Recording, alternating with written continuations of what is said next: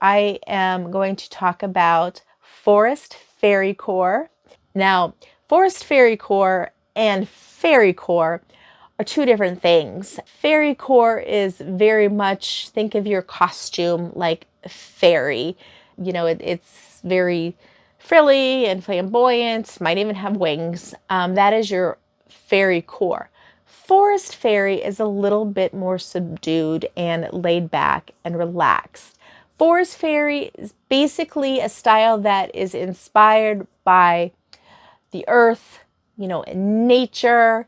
It really plays on the earth tone color palettes and natural fabrics. So I'm going to cue up some clothing and we're going to talk about forest fairies. All right, here's some of my favorite finds that I was able to pull from my current inventory that I have. I did find this little blouse. Again, it's trending in that fairy core because of the color tones. You've got the olive or forest earthy green, and you have some blues, and then you have some blacks. And it is just a little blouse that has an elastic waist on it. It's very light and airy, something that I imagine a fairy would be. This one, you have more of the orange russet brown color, and look at the detail on this little jacket.